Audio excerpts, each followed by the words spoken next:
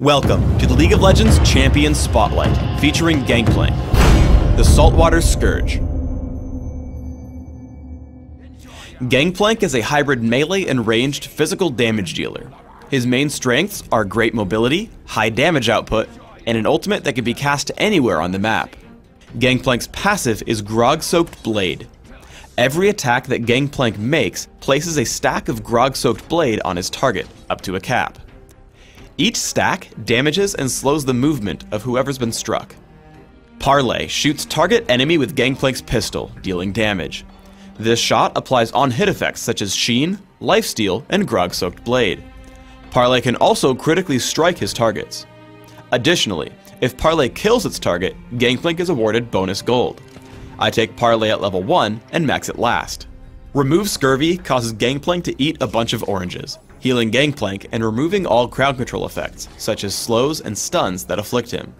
Raise Morale passively gives Gangplank increased attack damage and movement speed. When activated, Gangplank gains an even larger bonus to these stats, and grants a smaller bonus to nearby allied champions as well.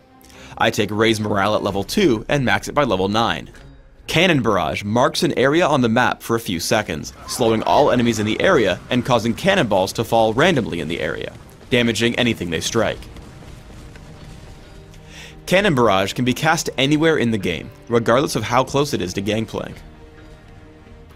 With a Rune and Mastery build focused on early damage output and durability, you can easily push around most lane opponents. Once Scion blows his stun, I push in with Parlay and activate Raise Morale for bonus movement speed and damage. Because of Grog-Soaked Blade's slow, I'm able to keep up with him as I take down his health bar and force him to recall, giving me free space to farm. Because Parlay gives you bonus gold whenever it kills a unit, you want to use it to farm minions whenever you can. In particular, you want to find out exactly how much damage Parlay will deal to ensure you get the kill. However, because of its cooldown, you will have to kill minions with basic attacks sometimes. The better you can predict your cooldown against minion deaths, the better your gold income. Always remember that Parlay can deal critical strikes. This means that occasionally, Gangplank can get extremely lucky. Volibear dives me with Exhaust. I run until it times out, then turn for a Parlay and a basic attack. My 4% critical chance for masteries triggers on both, and I get a completely free kill. When building mostly for damage, don't rely on Remove Scurvy to keep you alive in a team fight. Scion comes in to stun me and the rest of his team follows up. I remove Scurvy, use Cannon Barrage, and try to run, but now I can't escape the Exhaust or Volibear's Rolling Thunder. While my team is able to pick up a few kills from behind, I die before really helping out my team much. Instead, use a couple of tricks to keep you safer.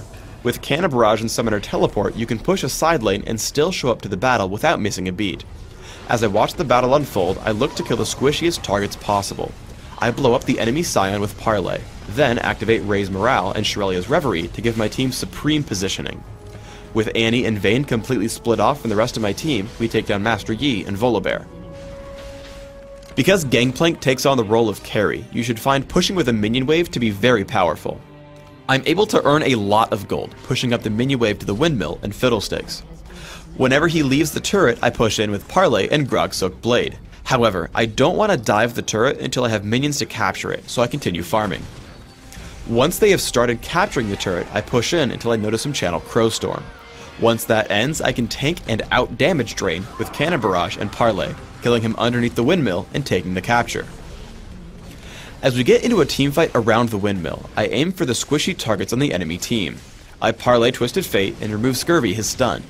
Then I activate Youmuu's Ghostblade and take him down almost immediately. Exhaust and Cannon Barrage help me make short work of Volibear as well, leaving just me and Fiddlesticks. Unfortunately, Fiddlesticks is guaranteed to win a fight against me due to his larger health pool. However, a combination of Parlay, my movement speed, and remove Scurvy allow me to waste his time until reinforcements show up. You can use Cannon Barrage to stop enemy captures. I drop it on Fiddlesticks, keeping the windmill neutralized. However, Pantheon and Volibear can easily capture it because I aimed it badly. Instead, aim it at the middle of the point so you can stop everyone. For runes, I take Armor Penetration Marks, Flat Armor Seals, Flat Magic Resist Glyphs, and Flat Attack Damage Quintessences.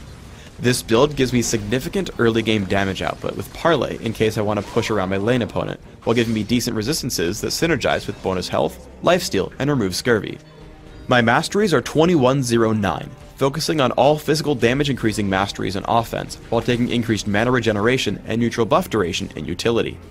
I take Exhaust and Teleport on Summoner's Rift, while subbing out Teleport for Surge on Dominion. In Classic, I open with a Regrowth Pendant and Health Potion, upgrading to Philosopher's Stone. I look to grab cooldown reduction through Ionian Boots of Lucidity and Brutalizer. I continue my build with Trinity Force and Shurelia's Reverie for even more damage, utility, and cooldown reduction. By the end of the game, I want to deal even more damage through Infinity Edge and Yomu's Ghostblade, and increase my durability with Guardian Angel or Banshee's Veil.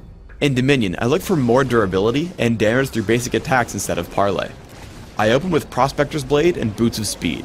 I rush for a lot of mobility through Berserker's Greaves and Yomu's Ghostblade. I flesh out my damage output further with Sanguine Blade and Infinity Edge. At this point, I'll need more durability, so I look for items like Frozen Mallet, Odin's Veil, and Atma's Impaler.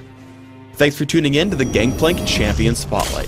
Please subscribe to the Riot Games YouTube channel above, and don't forget to thumbs us up just below the video.